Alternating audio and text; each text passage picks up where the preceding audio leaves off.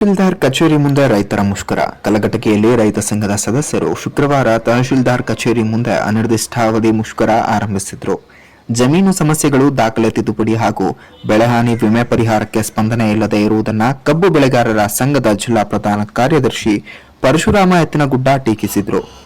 ಫಕೀರೇಶ ಅವರು ಮಾತನಾಡಿ, ಸೂಳಿಕಟ್ಟಿ, ಹುಲ್ಲಂಬಿ, ಗಿಲಗಘಟ್ಟ, ಅರೆಬಸನಕೊಪ್ಪ ಗ್ರಾಮಗಳ ಸಮಸ್ಯೆಗಳಿಗೆ ತಕ್ಷಣ ಪರಿಹಾರ ಬೇಡಿದ್ರು. ಸ್ಥಳಕ್ಕೆ ಬಂದ ಉಪ ವಿಭಾಗಾಧಿಕಾರಿ ಶಾಲಂ ಹುಸೇನ್ ಸಮಸ್ಯೆ ಪರಿಹಾರಕ್ಕೆ ಭರವಸೆಯನ್ನ ನೀಡಿದ್ರು.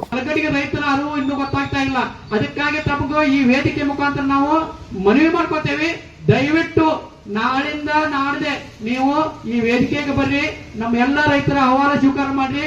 ತಕ್ಷಣ DC ಆಯ್ತು, AC ಆಯ್ತು, ಕಂದಾಯ ಮಿನಿಸ್ಟರ್ ಆಯ್ತು, ಅವ್ರಿಗೆ ಕರೆಸಿ ಈ ನಮ್ಮ ಕಲಘಟಗಿ ತಾಲೂಕಿನ ಸಮಸ್ತ ರೈತರ ಬೇಡಿಕೆಗಳನ್ನು ಈಡೇರಿಸಲು ತಾವು ಪ್ರಾಮಾಣಿಕ ಪ್ರಯತ್ನ ಮಾಡ್ಬೇಕಂತೇಳಿ ಈ ಎಲ್ಲಾ ರೈತ ಮುಖಂಡರ ಪರವಾಗಿ ನಾನು ತಮಗೆ ಹೃತ್ಪೂರ್ವಕವಾಗಿ ಕೇಳ್ಕೊಳ್ತೇನೆ.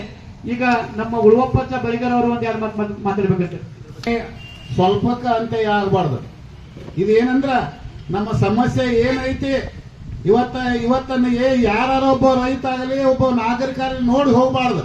10 ಮಿನಿಟ್ ಕುತ್ಕೊಂಡು ಇದಕ್ಕೆ ಯಾಕೆ ಕುಂತಾರ ಅಂತ ವಿಚಾರ ಮಾಡುವಂತ ಭಾವನೆ ಎಲ್ಲರಲ್ಲಿ ಬರ್ಬೇಕು. ಯಾಕಂದ್ರ ಇವತ್ತು ಸುಣಗಾರಿಗೆ ಆಗೈತಿ, ಇವತ್ತು ನನ್ನ ರೈತರಿಗೆ ಆಗೈತಿ, ಮತ್ತೊಬ್ಬರಿಗೆ ಆಗ್ತೈತಿ. ಇದು ಎಲ್ಲರಿಗೂ ಆಗೋದ.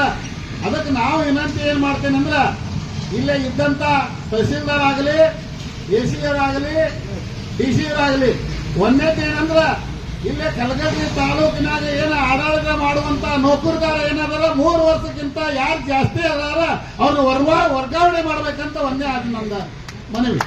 ಯಾಕಂದ್ರ ಇಲ್ಲೇ ಬದ್ದ ಬಿಟ್ಟಾರ್ರಿ. ಅವ್ರು ಹೆಂಗ ಬರ್ತಾರಂದ್ರ ಇಲ್ಲಿ ಆಡಳಿತ ಅಧಿಕಾರಿಗಳು ಏನಿದಾರ 11 ಆದ್ರೂ ಬರಂಗಿಲ್ಲ, 12 ಆದ್ರೂ ಬರಂಗಿಲ್ಲ.